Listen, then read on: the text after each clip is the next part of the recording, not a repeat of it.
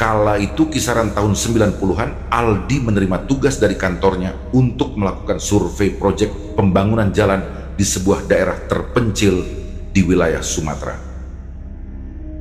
Proyek itu bukan proyek biasa, melainkan bagian dari program pemerintah daerah yang bertujuan membuka akses antar desa yang selama ini terisolasi oleh medan yang sulit dan keterbatasan infrastruktur.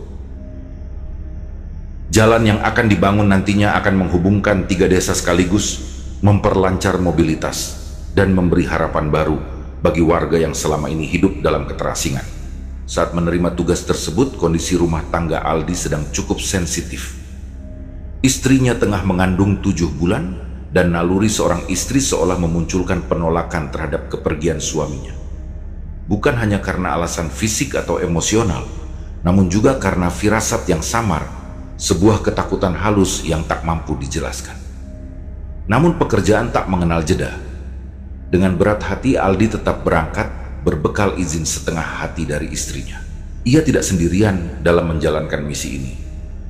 2 rekan kerja ikut bersamanya, Angga, sosok serius namun rasional, dan Tony, seorang pria yang dikenal santai dan jenaka. Mereka bertiga berangkat dari Lampung, menempuh perjalanan darat selama hampir 20 jam, melintasi jalanan panjang, sempit, dan penuh liku.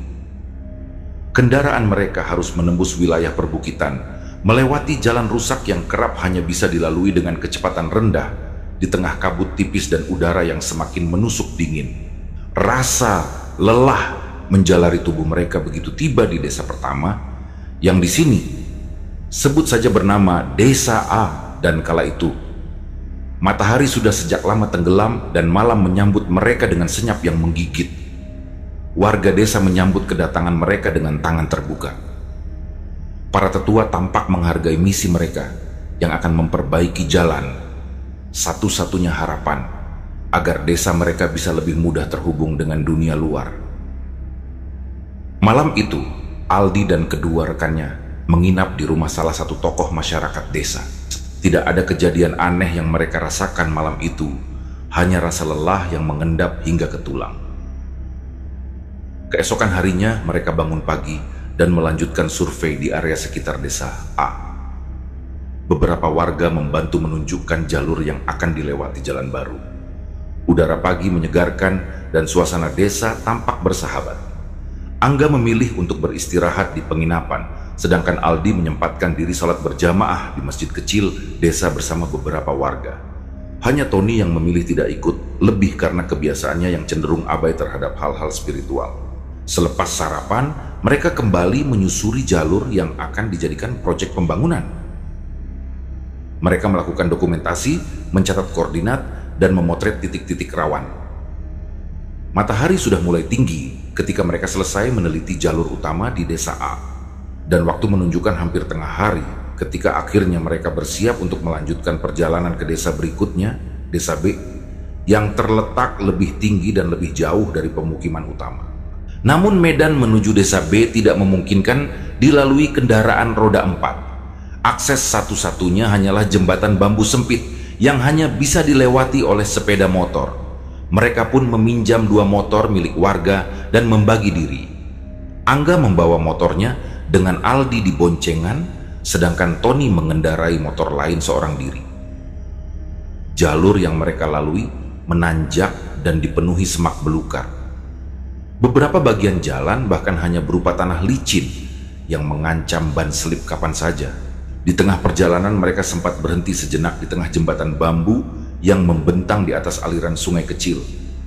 Di sanalah Aldi merasakan sejenak sunyi yang tidak biasa. Suara jangkrik dan desir dedaunan terdengar terlalu jelas, seperti menggema. Ia sempat menoleh ke arah hutan di sisi seberang, namun hanya bayangan rimbun yang menutupi pandangannya. Ia mengabaikannya dan kembali fokus pada tujuan utama, menyelesaikan survei hari itu. Ketika mereka akhirnya tiba di desa B, hari sudah menjelang sore. Warga desa menyambut mereka dengan penuh keramahan, tak jauh berbeda dari di desa A. Kepala desa bahkan menyempatkan menjamu mereka makan siang di rumahnya. Hidangan sederhana tersaji dengan hangat, namun Aldi merasakan waktu bergerak lebih cepat dari yang ia harapkan ia tahu mereka masih punya satu tujuan lagi, desa ketiga yang letaknya lebih terpencil, Desa X. Saat mereka menyampaikan rencana melanjutkan perjalanan ke desa tersebut, sikap warga desa B mendadak berubah. Mereka saling bertatapan satu sama lain, seolah menimbang apakah harus bicara atau tidak. Beberapa bahkan menunjukkan ekspresi gelisah yang tak dapat disembunyikan. Ketika akhirnya seorang warga angkat bicara, peringatan itu disampaikan dengan suara pelan, bahwa Desa X bukanlah tempat biasa. Desa itu, menurut mereka, menyimpan keanehan. Bukan sekadar lokasi yang sulit diakses, namun tanahnya dipercaya telah terkutuk sejak lama. Mereka jarang, bahkan nyaris tak pernah berinteraksi dengan warga dari sana. Jikapun bertemu di jalan, interaksi akan dihindari. Tidak ada yang bisa menjelaskan secara jelas apa yang sebenarnya terjadi di sana. Namun ada rasa takut yang mengakar dalam cerita-cerita yang hanya berani dibisikkan. Namun Aldi bukan orang yang mudah terpengaruh oleh cerita-cerita semacam itu. Ia menganggapnya sebagai bagian dari kepercayaan lokal, tak lebih dari itu. Ia tetap memutuskan untuk melanjutkan perjalanan ke Desa X dengan alasan profesional, untuk menyelesaikan survei dan memastikan jalur proyek bisa menghubungkan ketiga desa secara menyeluruh. Ia belum tahu bahwa keputusan itu akan membawanya pada pengalaman paling tidak terlupakan dalam hidupnya. Perjalanan menuju Desa X dimulai ketika jarum jam telah menunjuk ke angka setengah 4 sore. Sore yang mestinya menenangkan itu justru disambut dengan desakan waktu dan perasaan yang tak bisa dijelaskan. Aldi dan kedua rekannya tahu bahwa mereka tidak memiliki banyak waktu. Warga Desa B sempat berpesan agar mereka segera kembali sebelum senja benar-benar turun. Pesan itu terdengar seperti peringatan samar yang terselubung kekhawatiran, namun tidak cukup jelas untuk dijadikan alasan membatalkan rencana. Dari Desa B ke Desa X, jalur yang mereka lalui semakin menyempit dan tak lagi tampak seperti jalan yang biasa dilewati. Semak-semak tumbuh liar dan jalurnya lebih menyerupai jalan setapak yang terabaikan bertahun-tahun. Rumput dan perdu harus mereka terabas dengan sepeda motor pinjaman yang semakin berat dikendalikan. Bahkan Tony sempat mempertanyakan apakah mereka benar-benar berada di jalur yang tepat. Namun, ada sesuatu di sepanjang perjalanan itu yang memunculkan keraguan sekaligus keyakinan. Di antara rimbunnya hutan dan sempitnya jalur, mereka melihat sejumlah pohon tua yang batangnya dililit kain hitam, seolah menjadi penanda bagi sesuatu yang tidak kasat mata, simbol yang menegaskan bahwa meskipun jalurnya sepi, tempat itu masih dihuni, bukan hanya oleh manusia. Mereka terus melaju hingga tiba-tiba pepohonan terbuka, memperlihatkan sebuah lapangan tanah luas yang tampak kosong dan asing. Tidak ada rumput, tidak ada tanaman, hanya tanah keras kecoklatan yang retak-retak oleh panas. Di tengah lapangan itu berdiri satu pohon besar yang sudah mati, tidak berdaun, kulitnya mengelupas, dan batangnya tampak seperti arang yang hangus. Sekilas pohon itu tampak seperti sosok tua yang berdiri kaku dan menantang langit. Namun yang paling mencolok adalah deretan orang-orangan sawah di sekitarnya.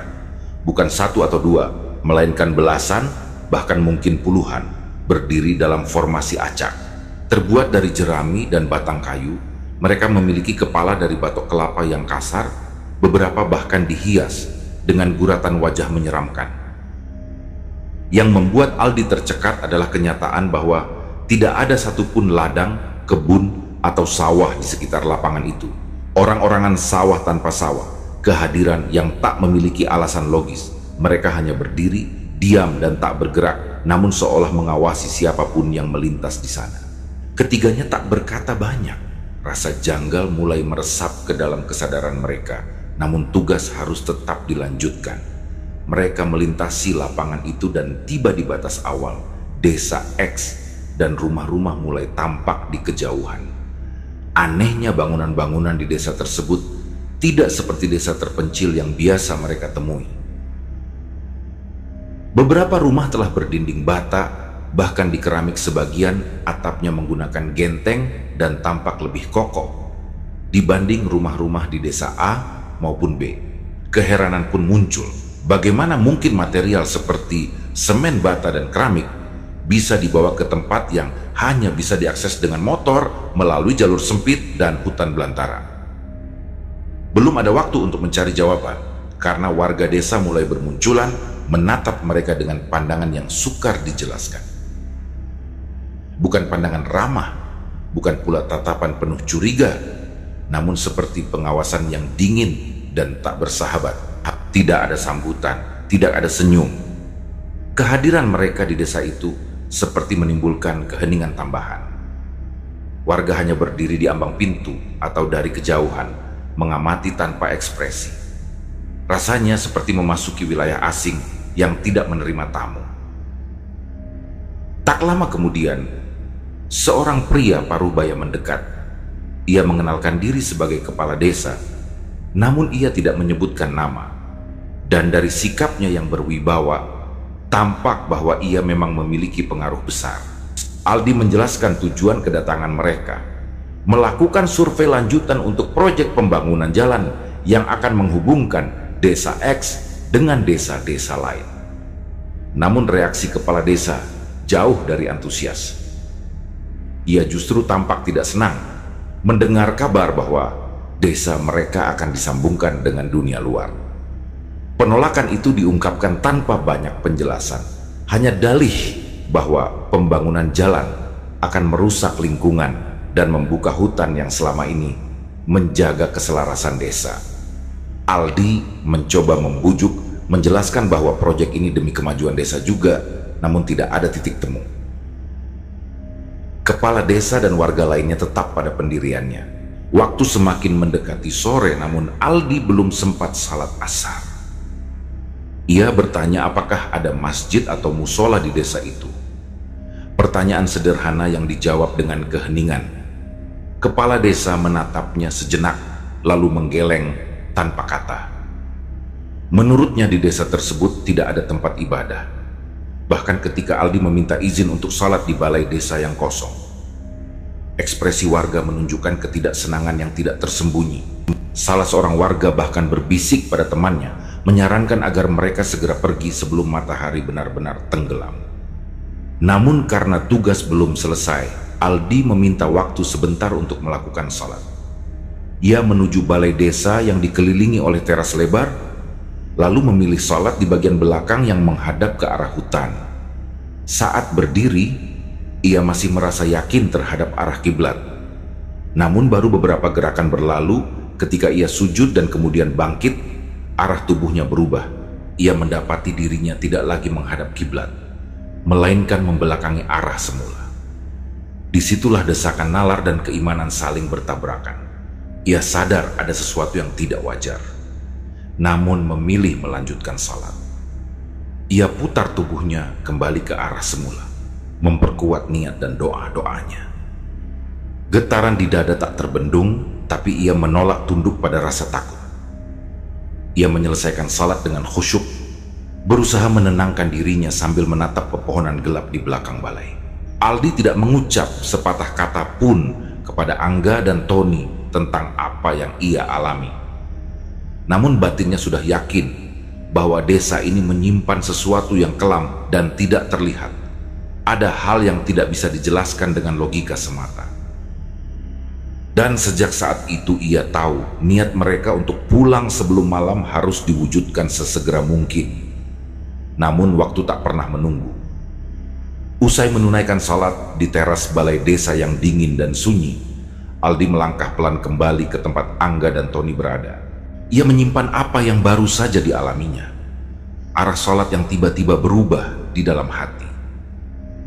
Rasa tidak enak itu tak segera menghilang, bahkan semakin menekan ketika langit mulai berubah warna. Senja menggantung redup di ufuk barat, dan hembusan angin yang datang dari arah hutan membawa hawa dingin yang menusuk, seolah mengirimkan pesan yang tak terucap. Tony tengah memeriksa motornya ketika Aldi mendekat. Tampaknya ia menyadari ada yang aneh dengan kendaraannya. Angga juga tampak resah memperhatikan jarum indikator bensin yang tidak bergerak sama sekali. Ketika tutup tangki dibuka, barulah mereka tahu bensin motor Tony nyaris habis dan bau menyengat bahan bakar tercium samar dari bawah mesin. Ternyata telah terjadi rembesan dan motor itu tak mungkin lagi bisa digunakan untuk pulang malam ini. Kebingungan langsung melanda mereka bertiga. Angga menyarankan agar Aldi dan dirinya turun lebih dulu ke desa B untuk mencari bensin, sementara Tony menunggu di desa X. Namun Aldi langsung menolak. Sejak ia salat tadi dan mengalami kejadian ganjil, hatinya menolak mentah-mentah untuk meninggalkan siapapun di desa itu sendirian. Ia merasa bahwa jika ada satu saja dari mereka yang tertinggal, sesuatu yang buruk bisa saja terjadi. Aldi lantas mengusulkan untuk membagi bensin dari motornya ke motor Tony menggunakan selang. Tapi di desa itu, mencari selang bukan hal mudah. Waktu semakin gelap, dan kesadaran bahwa mereka harus segera meninggalkan desa X mendorong Aldi untuk mengambil keputusan cepat. Ia menawarkan solusi sederhana namun sulit, bonceng bertiga dengan satu motor. Risiko akan tanjakan atau jalanan sempit bisa diatasi dengan turun bergantian saat medan berat. Yang penting, mereka harus segera keluar dari wilayah itu. Rencana yang sudah pas-pasan itu pun diuji hanya beberapa ratus meter setelah mereka meninggalkan desa. Ban motor mereka mengeluarkan suara mendesis, perlahan kehilangan angin. Dalam sekejap, laju mereka terhenti, dan motor itu tidak bisa dipaksa lagi. Di tengah jalan sempit dengan semak tinggi di kiri kanan dan bayangan senja yang telah menghilang, mereka berdiri bingung di tengah kesunyian yang mencekam. Tony mengusulkan untuk kembali saja ke desa X dan menginap semalam. Desa itu lebih dekat dari tempat mereka berada saat ini, dan dalam kondisi ban bocor serta minim bensin, rasanya lebih masuk akal untuk kembali daripada memaksa turun ke desa B. Namun Aldi menolak, dan kali ini dengan nada yang lebih tegas. Ia mengatakan bahwa mereka harus tetap turun, bahkan jika harus menuntun motor sepanjang jalan. Angga sempat protes mempertanyakan mengapa Aldi begitu keras kepala. Aldi pun akhirnya menceritakan pengalaman salatnya, bagaimana arah kiblatnya tiba-tiba berubah. Ia menceritakan semua tanpa melebih-lebihkan. Ia mengatakan bahwa kejadian itu ditambah suasana ganjil dan sambutan dingin warga membuatnya yakin bahwa desa itu bukan tempat yang aman. Ketika ia masih berbicara, angin bertiup lebih kencang. Semak-semak di sisi jalan bergerak dengan cara yang tidak biasa, seolah ada sesuatu yang bergerak di baliknya. Lalu, dari kejauhan, mata mereka menangkap sepasang cahaya kemerahan. Dua titik yang tampak seperti mata hewan besar memantulkan cahaya samar dan perlahan mendekat. Awalnya hanya titik kecil di kejauhan, tapi dalam waktu singkat, wujudnya mulai terlihat. Seekor makhluk hitam seukuran macan muncul dari balik bayang semak. Tubuhnya besar, bulunya legam, dan tatapannya mengandung ancaman. Mereka terdiam, detak jantung seperti tertahan. Makhluk itu berjalan perlahan, langkahnya nyaris tanpa suara, mendekat dengan sorot mata yang tak berkedip. Angga mundur satu langkah, lalu dua, namun gerakan itu justru memicu reaksi dari makhluk tersebut. Ia mengeluarkan suara geraman yang rendah dan serak, lalu meloncat ke arah mereka. Dalam kepanikan, mereka berlarian, meninggalkan motor dan berusaha menjauh dari jalan. Tapi Angga tak cukup cepat. Dalam sekejap tubuhnya tersungkur, dan makhluk itu menerkamnya dengan keganasan yang tak bisa dilawan. Tony dan Aldi hanya bisa berteriak. Mereka mencoba melempar batu ke arah makhluk itu, namun hasilnya nihil. Binatang itu mencengkeram Angga dengan taringnya, dan dari mulutnya darah tampak mengucur deras. Tapi dalam sekejap berikutnya, binatang itu menghilang ke dalam semak, membawa tubuh Angga bersamanya. Suasana menjadi sunyi kembali. Hanya suara napas terengah dan gemetar yang tersisa. Aldi dan Tony saling berpandangan. Wajah mereka pucat dan lelah. Mereka berdua akhirnya berlari ke arah desa X, satu-satunya tempat terdekat yang bisa mereka tuju. Ketika tiba di sana, mereka langsung meminta tolong kepada warga. Anehnya, warga desa menyambut mereka dengan tenang. Beberapa dari mereka langsung membawa obor dan perlengkapan seadanya, lalu bersama-sama menuju tempat kejadian. Di tengah kegelapan, mereka menemukan Angga tergeletak di jalan dalam keadaan tidak sadar. Namun yang membuat bulu kuduk berdiri adalah kenyataan bahwa tidak ada darah, tidak ada luka, tidak ada jejak makhluk buas. Tubuh Angga kemudian diangkat bersama-sama, tapi bukan dibawa ke rumah atau tempat peristirahatan, melainkan ke arah lapangan tempat pohon mati berdiri, lapangan yang sebelumnya mereka lewati, dengan orang-orangan sawah berderet di sekelilingnya. Aldi dan Tony yang kelelahan hanya bisa mengikuti, tetapi dalam hati mereka mulai menyadari bahwa sesuatu yang jauh lebih besar sedang berlangsung di desa itu.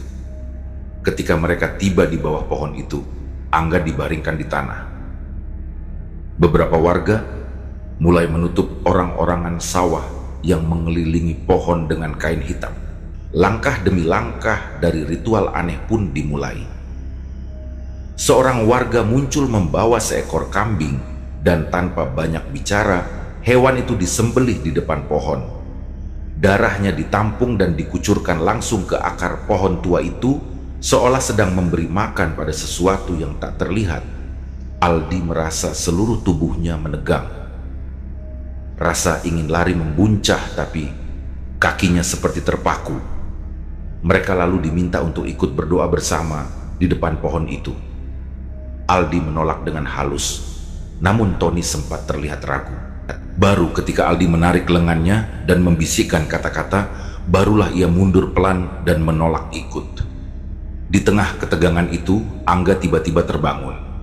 Tatapannya kosong, namun matanya terbuka.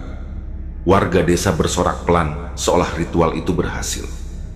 Tapi yang dirasakan Aldi dan Tony justru kebingungan dan kecemasan. Ada sesuatu yang berubah dari wajah Angga, sebuah ekspresi kosong dan mengandung keterasingan, seolah dirinya telah melewati batas yang tidak dimengerti oleh manusia biasa. Malam belum berakhir. Namun bagi Aldi, malam itu sudah menjadi babak baru dari sesuatu yang jauh lebih mengerikan daripada semua cerita yang pernah ia dengar. Malam merayap pelan di langit, desa X, dan hawa dingin turun seperti kabut yang tak kasat mata. Angga yang baru saja sadar dari pingsannya dibawa ke dalam rumah salah satu warga untuk beristirahat. Namun ketidakwajaran masih menyelimuti sekujur tubuhnya. Tatapannya kosong, tidak seperti sebelumnya, dan ia lebih banyak diam. Ia tidak merespon saat Aldi menanyakan keadaannya. Bahkan ketika dibantu duduk dan diberikan minum, ia hanya memandang tanpa ekspresi, seperti jiwanya belum sepenuhnya kembali dari kegelapan yang menelannya di bawah pohon tua itu. Sementara itu, Aldi dan Tony diminta untuk bermalam di balai desa, tempat yang sama di mana sebelumnya Aldi sempat salat dan mengalami kejadian aneh. Balai itu kini dibukakan pintunya, namun tidak ada lampu, tidak ada alas tidur, hanya lantai kayu dingin dan ruang kosong yang terasa terlalu lapang dalam kesunyian. Mereka menerimanya tanpa banyak bicara. Kelelahan dan kebingungan telah menekan logika mereka hingga ke batas. Saat malam mulai larut, Aldi duduk bersandar di dinding kayu yang dingin, memandangi langit-langit gelap yang samar terlihat dari celah atap. Dan ia dan Tony berbicara perlahan membahas semua kejadian yang mereka alami sejak siang tadi. Tony mulai mengakui bahwa ada sesuatu yang aneh di desa ini, dari orang-orangan sawah yang tidak masuk akal, ritual darah di bawah pohon mati, hingga sikap warga yang menolak ibadah. Semua itu membentuk gambaran bahwa mereka sedang berada di tempat yang jauh dari keumuman desa biasa. Suatu tempat yang mungkin sudah lama keluar dari jalur terang dan masuk ke lorong gelap yang tak kasat mata. Aldi mengajak Tony untuk salat maghrib dan isya, berharap sedikit ketenangan batin. Namun Tony, yang biasanya memang tidak taat, kali ini benar-benar ragu. Ia masih terbayang ucapan salah satu warga yang sebelumnya menolak mereka beribadah, bahkan sampai meludahi tangan dan menyentuh mereka, seolah mencoba membatalkan wudhu secara paksa. Ketakutan akan kemungkinan adanya pantangan membuatnya enggan melangkah lebih jauh. Namun Aldi tidak gentar. Ia mengambil air wudhu seadanya dan memutuskan untuk sholat di sudut balai. Karena tidak ada air, ia menggunakan debu dari lantai untuk bertayamum. Baginya, ini bukan lagi soal kewajiban, melainkan bentuk perlawanan spiritual terhadap suasana yang terasa menekan dari segala arah. Ia berdiri di hadapan kekosongan, menghadap arah yang menurutnya masih benar, dan mulai menenggelamkan diri dalam doa. Baru beberapa gerakan sholat berlangsung, tiba-tiba Tony berteriak. Suaranya pecah oleh ketakutan. Aldi yang sedang sujud tak bisa langsung mengangkat kepala. Ia hanya menguatkan doa, merapal kalimat suci dengan lirih namun tegas. Tony merapat ke sisinya, tubuhnya gemetar, mulutnya tak henti membisikkan kalimat istighfar. Ia menunduk, menutup mata, dan menolak untuk melihat sekeliling. Ketika Aldi menyelesaikan salat dan menoleh, matanya langsung tertumbuk pada bayangan-bayangan yang berdiri di luar jendela. Sosok-sosok tinggi berbalut kain hitam tampak mengelilingi balai desa. Wajah-wajah mereka tidak tampak jelas, namun keberadaan mereka terasa nyata. Mereka berdiri mematung, tidak bergerak, tapi seolah menyaksikan. Salah satu dari mereka menonjol. Tingginya lebih besar, tubuhnya lebih gelap, dan di atas kepalanya tersemat mahkota emas.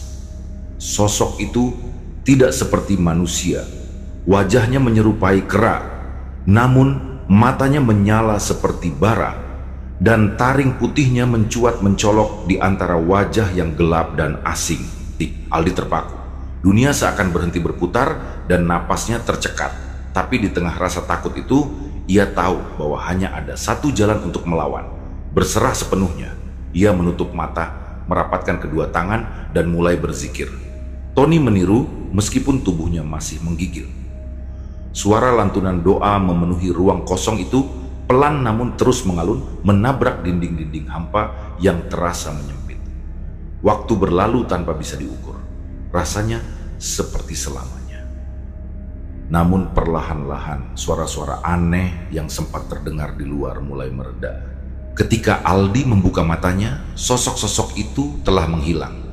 Balai kembali sunyi, tapi dari kejauhan terdengar suara keributan. Suara orang-orang berbicara dengan nada tinggi, seperti terjadi cekcok di ujung jalan desa. Tony sontak bangkit. Ia merasa inilah saat yang tepat untuk keluar dari balai. Ia meyakini bahwa berada di antara keramaian warga akan jauh lebih aman daripada terkurung dalam ruangan sunyi yang barusan dikepung makhluk-makhluk entah dari mana. Mereka berlari ke arah sumber suara, dan yang mereka temui sungguh tak terduga. Ternyata warga desa A dan desa B datang secara berombongan naik motor dan membawa obor. Mereka mencari keberadaan Aldi dan rekan-rekannya karena merasa tidak tenang sejak ketiganya tidak kunjung kembali dari desa X. Ketika Aldi muncul dari balik balai, wajah-wajah cemas itu berubah lega. Namun di saat yang sama, kemarahan dan perdebatan dengan warga desa X tak bisa dihindari. Pertikaian nyaris pecah karena pihak desa X berkeras mempertahankan ketiga tamunya, sementara warga desa A dan B bersikeras membawa mereka kembali. Di tengah suasana panas itu, Aldi dan Tony segera menyampaikan bahwa mereka ingin kembali ke desa A malam itu juga. Angga pun dibawa keluar dari rumah warga. Namun ekspresinya masih sama, seperti orang yang baru bangun dari mimpi panjang. Ia berjalan pelan, tak bersuara, seolah sedang dalam pengaruh sesuatu yang tidak mereka pahami. Perjalanan pulang malam itu dilalui dengan hati yang tak menentu. Ketika mereka melintasi lapangan tempat pohon mati dan orang-orangan berdiri, Aldi menoleh ke arah pohon tua itu. Anehnya, orang-orangan sawah yang sebelumnya berdiri mengelilingi pohon, kini menghilang seluruhnya. Hanya pohon itu yang tersisa, tegak dalam kehampaan. Tidak ada yang bertanya. Tidak ada yang bicara. Mereka hanya menunduk dan melaju cepat hingga akhirnya tiba di desa A menjelang tengah malam. Namun malam itu belum benar-benar berakhir. Keesokan paginya, udara pagi yang seharusnya membawa ketenangan justru terasa menggantung di desa A. dan Aldi terbangun lebih awal dari biasanya, disertai perasaan resah yang tak beralasan. Pikirannya belum lepas dari kejadian semalam, penampakan sosok bertaring, ritual aneh, dan sosok Angga yang sejak kejadian itu seperti bukan dirinya sendiri. Namun kegalauan itu berubah menjadi kepanikan saat seorang warga mengetuk pintu dan mengabarkan bahwa Angga tidak ada di kamarnya. Tempat tidurnya masih rapi, hanya menyisakan sedikit kehangatan. Tidak ada yang melihat kemana ia melangkah. Motor pun masih ada di depan rumah, menandakan bahwa ia tidak pergi jauh. Beberapa warga desa A yang mengenal Medan langsung bergerak cepat menyusuri jalur ke desa B dan desa X. Di antara mereka terselip kekhawatiran yang lebih besar dari sekadar orang hilang. Bagi mereka, orang yang sudah pernah ikut disentuh oleh kekuatan gaib dari desa X sangat mungkin kehilangan arah kesadaran dan kembali ke sana. Bukan karena kehendaknya, melainkan karena panggilan yang tak kasat mata. Dan kekhawatiran itu terbukti. Saat rombongan pencari tiba di desa X menjelang siang, Angga ditemukan tengah duduk bersandar di depan rumah salah seorang warga. Wajahnya terlihat tenang, namun matanya tetap kosong. Ketika Aldi menghampirinya dan memintanya pulang, Angga hanya menggeleng pelan. Ia mengucapkan satu kalimat yang membuat Aldi tercekat, bahwa dirinya merasa telah kembali ke rumah. Angga berkata bahwa di tempat ini ia merasa damai. Ia mengaku tidak ingin kembali ke keramaian kota pada kehidupan lamanya. Ia merasa diterima di desa ini. Aldi sempat kehilangan kendali. Ia membujuk, memarahi, bahkan mengguncang bahu Angga sambil berkata bahwa ini bukan tempat yang seharusnya, bahwa mereka bertiga datang bersama dan seharusnya pulang bersama. Tapi wajah Angga tidak berubah. Ia tersenyum samar, lalu kembali menunduk, seperti orang yang sudah mengikhlaskan segalanya dan memilih untuk tetap tinggal. Warga desa X tidak banyak bicara. Mereka hanya berdiri di kejauhan, mengawasi tanpa ekspresi. Mereka tidak ikut membujuk, tidak juga melarang. Seolah apa yang terjadi adalah sesuatu yang sudah sering terjadi. Salah seorang warga desa A yang ikut dalam rombongan hanya bisa menggeleng. Ia berkata pelan bahwa yang seperti ini bukan pertama kalinya.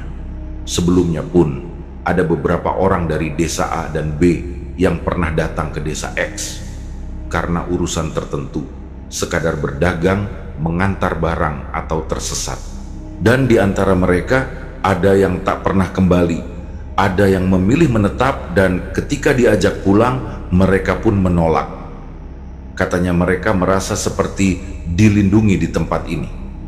Desa X bagi mereka seperti tempat yang tenang, jauh dari dunia luar. Tapi justru itu yang menjadi pertanyaan besar. Apakah ketenangan itu nyata atau hanya selubung dari sesuatu yang jauh lebih kelam? Akhirnya Aldi dan rombongan kembali ke desa A tanpa Angga. Keputusan itu diambil dengan berat hati. Bahkan Tony pun tak kuasa menahan air matanya. Mereka merasa gagal, bukan sebagai rekan kerja, tetapi sebagai manusia.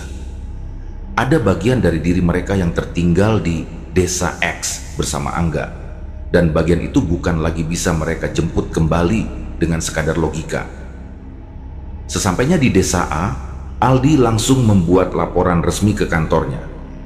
Ia menyampaikan bahwa salah satu anggota tim belum bisa dipastikan pulang karena alasan pribadi, dan situasi desa X layak mendapat perhatian lebih. Bukan hanya karena akses jalan yang rusak, tapi karena kondisi sosial dan spiritual yang menyimpang. Aldi juga menghubungi keluarga Angga dan menjelaskan semuanya sejujur mungkin. Keluarga Angga yang tinggal di luar kota merasa hancur. Mereka tidak percaya bahwa Angga bisa menetap begitu saja di tempat asing yang belum pernah ia kenal sebelumnya. Beberapa hari kemudian, keluarga itu datang langsung ke desa A dan bersama warga mencoba kembali mendatangi Angga di desa X. Namun Angga tetap menolak. Ia bahkan tidak banyak berbicara kepada ayah dan ibunya. Ia hanya mengatakan bahwa dirinya sudah tenang di tempat itu dan meminta keluarganya untuk tidak mencarinya lagi. Seolah ikatan darah dan masa lalu telah terputus di balik mata, yang kini tak lagi mengenali rumah masa kecilnya. Proses pembangunan jalan tetap dilanjutkan. Pemerintah daerah memutuskan bahwa proyek ini harus berjalan bahkan sampai ke Desa X, meskipun warga desa itu menolak terlibat. Laporan Aldi disampaikan ke kepolisian dan juga lembaga keagamaan karena mulai mencuat dugaan adanya praktik menyimpang di desa tersebut. Namun bukti-bukti yang ada masih terlalu kabur dan lokasi yang terpencil menyulitkan proses penyelidikan. Meski begitu, keluarga Angga tidak menyerah. Mereka terus berupaya mencari bantuan, hingga suatu hari kabar mengejutkan datang. Kepala Desa X yang karismatik dan disegani ditangkap oleh pihak berwenang setelah beberapa bulan penyelidikan berjalan. Penangkapan itu tidak berjalan mulus. Sebagian warga Desa X melawan dan bahkan Angga turut membela kepala desa di hadapan petugas. Perlawanan itu memperkuat dugaan bahwa kepala desa memang telah mempengaruhi warga desa secara sistematis. Diketahui bahwa selama ini masyarakat Desa X menjalankan ritual pemujaan terhadap pohon mati di tengah lapangan desa.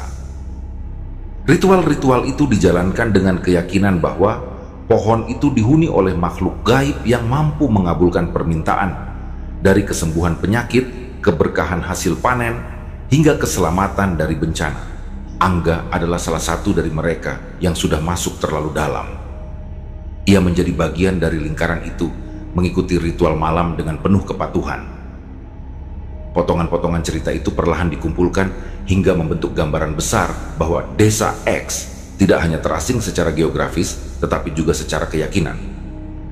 Namun belum ada yang bisa menyentuh pohon tua itu, pohon yang telah menjadi pusat dari segala ketakutan dan kepercayaan warga. Pohon itu tetap berdiri sunyi namun dominan, menancapkan akarnya bukan hanya di tanah desa, tetapi juga dalam batin orang-orang yang menyembahnya. Aldi hanya bisa menyaksikan dari kejauhan. Ia telah keluar dari desa itu, tapi jejaknya masih tertinggal. Ia tahu bahwa pertarungan belum berakhir. Masih ada satu bagian terakhir yang harus dilalui. Bagian yang akan menentukan apakah kegelapan Desa X akan berakhir atau terus tumbuh di balik senyap yang disembunyikan hutan. Waktu berjalan tanpa terasa. Beberapa bulan telah berlalu sejak Angga memilih untuk tetap tinggal di Desa X. Sejak saat itu pula, desa tersebut menjadi perhatian khusus pihak berwenang. Bukan hanya karena laporan dari Aldi dan keluarga Angga, tetapi juga karena temuan lapangan yang menunjukkan adanya pola kepercayaan menyimpang dan praktik spiritual yang tidak sesuai dengan ajaran agama. Meskipun proses hukum berjalan lambat akibat akses desa yang sulit, perlahan-lahan perubahan mulai dirancang. Pemerintah daerah memutuskan untuk tetap melanjutkan proyek pembangunan jalan yang menghubungkan Desa A, B, dan X. Jalan tanah yang sebelumnya nyaris tak bisa dilalui kendaraan kini mulai diubah menjadi jalur yang layak dilewati. Pembangunan dilakukan bertahap dengan melibatkan pekerja dari luar desa. Namun keberadaan para pekerja itu ternyata bukan tanpa hambatan. Gangguan demi gangguan mulai muncul. Ada yang mengalami kesurupan, kecelakaan kerja tanpa sebab logis, hingga kabar bahwa beberapa peralatan berat tiba-tiba rusak di tengah malam. Gangguan itu menyebar diam-diam, menimbulkan rasa takut yang merambat dalam bisik-bisik. Akhirnya, atas saran dari pihak kepolisian dan keluarga Angga sendiri, dipanggillah sejumlah tokoh agama dari luar wilayah. Mereka diminta untuk datang tidak hanya sebagai pendamping spiritual, tetapi juga sebagai penjaga moral dan benteng terhadap kemungkinan gangguan tak kasat mata yang mengintai dari balik kepercayaan kelam. Aldi, yang meskipun telah kembali ke kantornya, terus mengikuti perkembangan proyek ini dari kejauhan. Rasa tanggung jawab yang masih melekat membuatnya tetap terlibat, terutama setelah ia mendengar bahwa salah satu langkah lanjutan dalam upaya pembersihan spiritual adalah merobohkan pohon mati di tengah lapangan. Pohon yang selama ini menjadi pusat ritual pemujaan di Desa X. Hari itu akhirnya tiba. Dalam satu pagi yang sunyi dan berkabut, sekelompok pemuka agama bersama petugas dan beberapa pekerja berdiri mengelilingi pohon besar yang sudah lama menjadi pusat kekuatan tersembunyi desa itu. Doa-doa dibacakan, air suci disiramkan, dan bacaan ayat-ayat suci menggema di udara yang terasa berat. Beberapa warga desa X ikut hadir, namun sebagian memilih mengurung diri di rumah. Tak sedikit dari mereka yang tampak gelisah, ada yang menangis, dan bahkan ada yang memohon agar pohon itu tidak disentuh.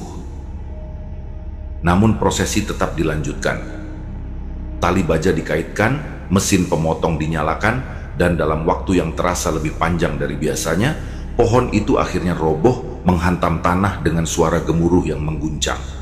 Saat pohon itu tumbang, suasana hening seketika. Tidak ada sorak-sorai, tidak ada tepuk tangan. Yang ada hanya perasaan aneh, campuran antara lega dan takut, seolah ada sesuatu yang selama ini tertidur kini terbangun atau justru telah pergi. Tidak lama setelah perobohan pohon itu, kabar datang bahwa kepala desa X yang sebelumnya ditahan di penjara kota meninggal dunia secara mendadak. Penyebabnya tidak pernah diumumkan secara rinci, namun warga desa A dan B menganggap kejadian itu sebagai akhir dari satu bab kelam yang telah mengikat desa X selama puluhan tahun. Perubahan mulai tampak perlahan. Penerangan listrik akhirnya masuk ke desa X. Balai desa yang dulu digunakan sebagai tempat ritual, kini dibersihkan dan dialihfungsikan menjadi pusat kegiatan warga. Anak-anak mulai diajarkan baca tulis oleh relawan dari luar desa. Beberapa keluarga dari desa A dan B yang sebelumnya pernah hilang ke desa X juga mulai kembali, termasuk satu nama yang sejak awal menjadi pusat dari semua ini. Angga. Kembalinya Angga tidak terjadi secara tiba-tiba, melainkan perlahan dan dalam diam. Suatu sore, ia pulang ke rumah orang tuanya yang selama ini tidak pernah berhenti menanti. Tubuhnya kurus, namun wajahnya terlihat jernih. Ia tak banyak bicara, hanya meminta maaf dan mengatakan bahwa selama ini ia seperti bukan dirinya sendiri. Ia merasa seolah telah dibungkam oleh sesuatu yang tidak terlihat. Suara-suara yang setiap malam memanggil, bisikan yang mengikat hatinya, dan ketenangan semu yang membuatnya tak ingin kembali. Selama 7 bulan ia tinggal di desa itu, Angga menjalani kehidupan yang tidak pernah bisa ia jelaskan sepenuhnya. Ia menjadi bagian dari ritual malam, menutup orang-orangan sawah dengan kain hitam, berdoa di bawah pohon, menyaksikan penyembelihan kambing, dan memohon keberkahan pada sesuatu yang bahkan tak pernah ia lihat. Namun ia mengaku selama itu pula tak satu pun warga desa X yang jatuh sakit. Bahkan beberapa orang yang awalnya lumpuh atau menderita katarak tiba-tiba sembuh setelah bermalam di bawah pohon itu. Pengakuan Angga membuat Aldi semakin yakin bahwa kekuatan gaib yang mengikat desa itu benar-benar nyata, namun bukan berasal dari kebaikan. Itu adalah kekuatan yang membalas dengan kenyamanan sesaat, tapi menuntut jiwa sebagai gantinya. Dan ketika pohon itu akhirnya tumbang, pengaruhnya perlahan mengendur. Warga yang tadinya tak mau keluar rumah mulai membuka diri. Mereka menerima penyuluhan agama yang diadakan rutin, mulai mengikuti kegiatan bersama, dan lambat laun menyatu kembali dengan desa A dan B, kini desa X tidak lagi menjadi tempat yang tertutup dan terasing.